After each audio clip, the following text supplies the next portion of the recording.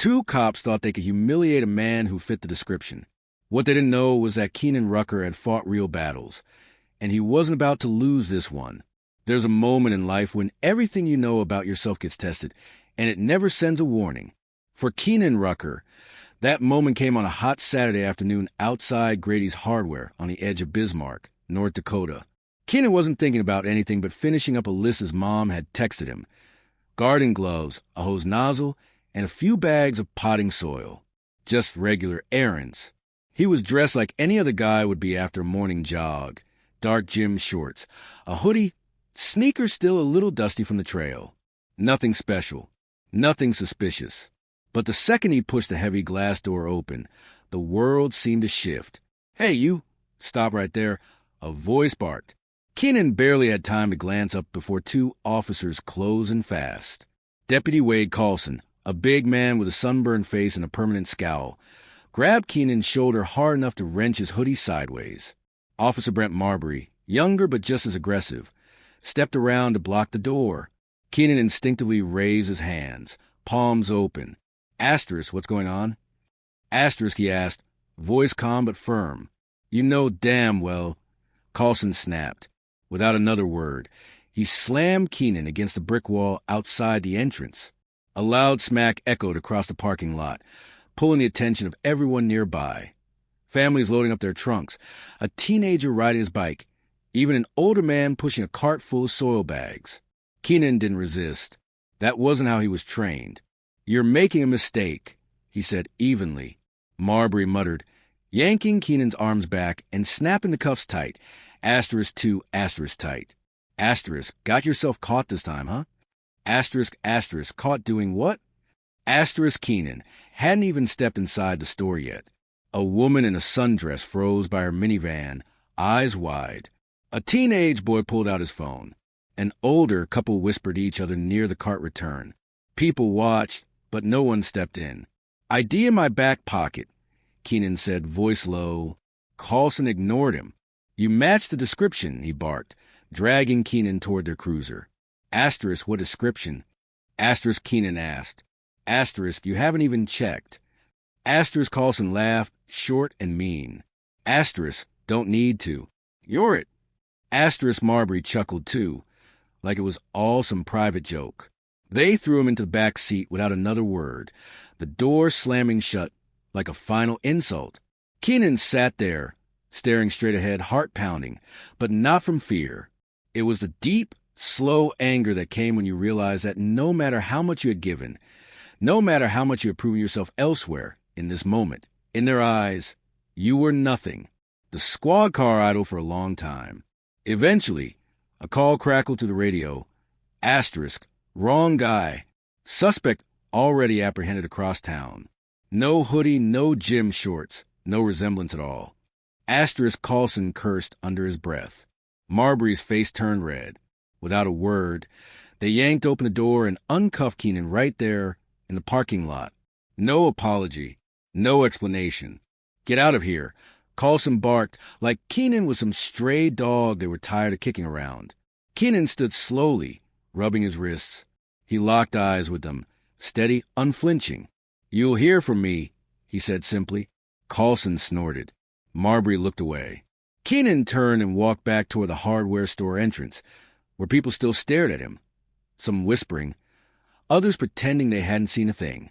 He picked up a cart with steady hands, rolled it toward the garden section, and started ticking off his list. Gloves, hose nozzle, soil. Business as usual, at least on the surface. But something had shifted deep inside him, and he knew the next move wasn't going to be silent. Keenan finished his shopping, but it felt mechanical. His body moved, grabbing items, steering the cart, answering the cashier with polite nods. But his mind ran a different track entirely, the kind that makes your jaw clench without you realizing it. As he loaded the soil bags into his trunk, the sting in his wrist flared every time he flexed his hands. Those cuffs hadn't been slapped on by mistake. They were put on with malice. He glanced once across the parking lot. The officers were gone, but the memory of it hung there, thick and ugly. "Keenan!" A voice called out. He turned to see Mr. Dalton, the retired Army vet who ran the pawn shop 2 doors down, gray crew cut, Faded jeans, always smelling faintly of coffee and sawdust. Asterisk, you okay, son? Asterisk, Dalton asked, concern written all over his face. Keenan forced a small smile. Asterisk, yeah, Mr. Dalton. Just a little misunderstanding. Asterisk, Dalton frowned. Asterisk, didn't look like no misunderstanding from where I was standing. Asterisk, Keenan didn't answer. He wasn't ready for a conversation. Not yet. He gave a small shrug, like it didn't matter. Dalton narrowed his eyes. Asterisk, don't let them boys walk all over you. Not you. Asterisk, Keenan nodded slightly. Asterisk, I won't. Asterisk, Dalton gave him a firm pat on the shoulder and headed back to his shop. It was a small moment, but it stuck. He drove home in silence. No music, no news, just a hum of tires against the asphalt and the simmering thought that something had to be done. Not with fists, not with shouting, but with something they couldn't ignore. Pulling into his driveway, Keenan parked the truck and sat there for a moment, keys still in ignition. His neighborhood was quiet. Little two-story houses lined the street. Kids' bikes abandoned in driveways. Sprinklers ticking away on front lawns. Normal. Safe. Or, at least, it should have been. Inside, his mom, Francine Rucker, called from the kitchen. Asterisk, that you, baby? Asterisk. Yeah, Ma, he said, slipping off his sneakers by the door. She popped her head around the corner, wiping her hands on a towel. Asterisk, you get everything? Asterisk, he smiled for real this time, tired but genuine. Asterisk, yeah, got it all. Asterisk, she studied him for a beat longer than necessary. Mothers knew things without needing to ask. Asterisk, you sure you're all right? Asterisk, she asked softly. He hesitated, then nodded. Asterisk, just tired. Asterisk, she didn't push, just gave him a look that said she was there if he needed to talk. After dinner, after the dishes were washed, after the house settled into its nighttime rhythms, Keenan found himself standing in front of the hall closet, the one where he kept the things that still felt too close to let go of. His army dress uniform, polished boots, his medals, neatly pinned to a velvet board. He reached for the uniform with steady hands. Tomorrow, he thought, tomorrow would be different. He laid everything out carefully on his bed, jacket, pants, white gloves, ribbons aligned in perfect rows. The combat infantryman badge caught the light from his bedside lamp, shining like a reminder. Asterisk, you earned your place. You fought for it. Asterisk. This wasn't about getting revenge. It wasn't about making a scene. It was about showing them who he really was, and making sure they would never forget. He sat down heavily in the chair by the window, watching the streetlights flicker on one by one. His reflection stared back at him from the dark glass. Tired eyes, squared shoulders, a man who had faced worse things than this and come through stronger. Keenan wasn't the kind of man to act on anger. He believed in order, in principle. But respect wasn't something you begged for. It was something you demanded, without ever raising your voice. He leaned back, letting the chair creak under his weight, and closed his eyes. Tomorrow, they would see him, not through suspicion, not through ignorance, but through undeniable truth. And no amount of badge or bluster would cover up the mistake they made. But for that to happen, he had to be ready for every eye in town to be on him. Morning came heavy, dragging a thin layer of gray across the sky. Keenan was already up when the first hint of light pushed through the curtains. He hadn't slept much, not out of anger, but focus. His mind had been busy drawing the map of what needed to happen. By 6:30, he was buttoning up his dress blues, the fabric stiff and familiar under his fingertips. Each piece went on like armor, the pressed pants, the tailored jacket, the brass shining against deep navy cloth. His combat infantryman badge sat just above his ribbons, small, simple, heavy with meaning.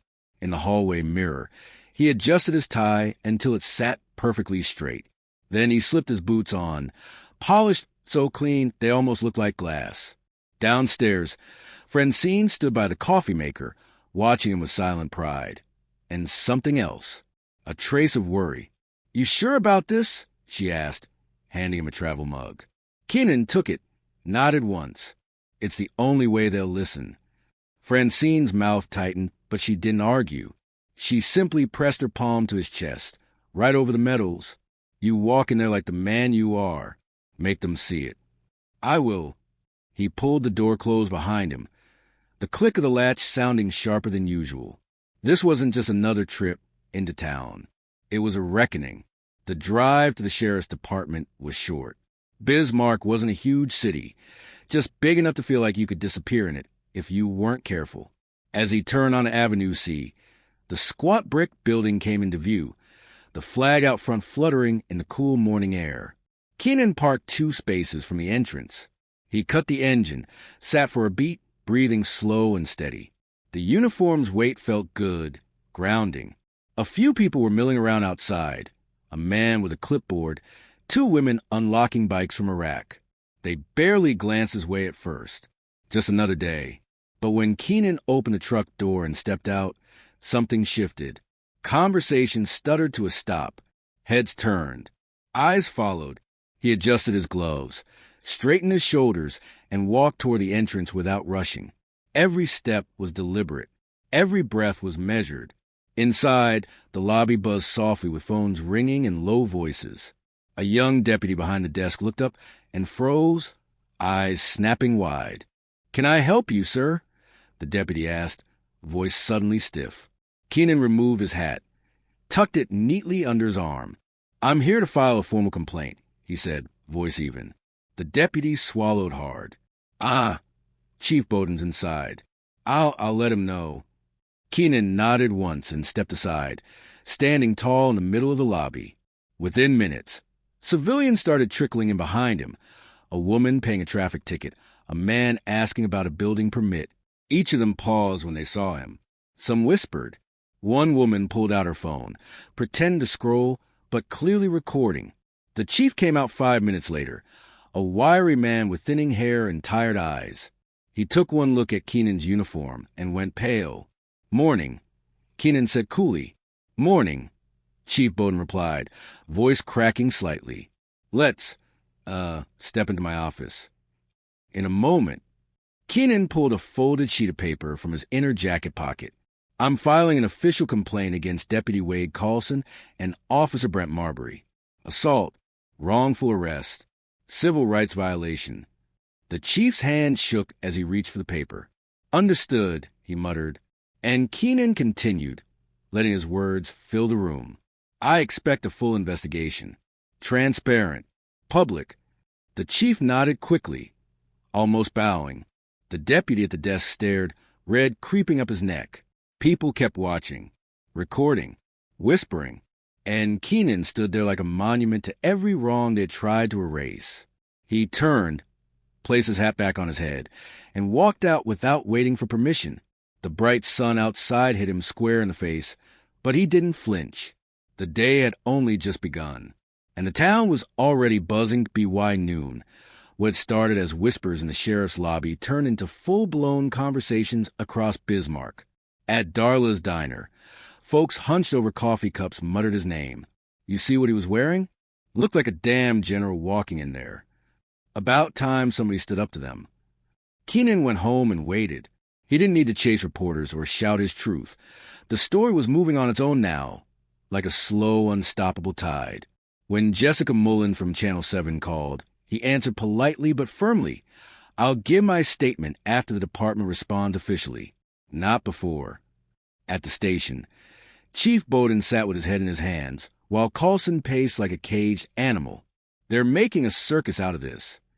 Carlson snapped. Marbury stared at the floor, pale as a sheet. "He ain't even hurt." Bowden's head snapped up. "You laid hands on a decorated Army veteran in front of half the town, and now you want to whine that he ain't hurt?" The mayor's assistant arrived moments later, red-faced and sweating. The chief knew what was coming. Demands, questions, heads a-roll. Outside, a crowd gathered with handmade signs. "Justice for Keenan. We stand with our veterans." It wasn't just black folks. Ranchers, teenagers, moms with toddlers all stood together. Keenan's old high school principal told reporters, "What happened yesterday is a disgrace to this town." 3 days later, the hammer fell. Carlson and Marbury were suspended without pay pending termination. Veterans from across North Dakota flooded City Hall with demands for accountability. A group of retired Marines held a 24-hour silent vigil outside the station, their dress uniforms immaculate under the sun. Keenan agreed to one interview. No dramatics, just truth. At Memorial Park, under the old oak trees near the Veterans Monument, Jessica asked, "When they grabbed you, what was going through your mind?" "I wasn't thinking about myself," Keenan said, looking out over the green lawn. "I was thinking about all the times people don't get the chance to prove who they are." The segment aired without dramatic music or flashing graphics. Just Keenan's words, simple and strong. Respect isn't something you hand out only when it's convenient. It's something you owe to every person you meet. At the town hall meeting, Francine stood during Q&A, her voice ringing clear. "My son didn't ask for any of this. All he needed was the same basic respect anyone deserves." The room went silent.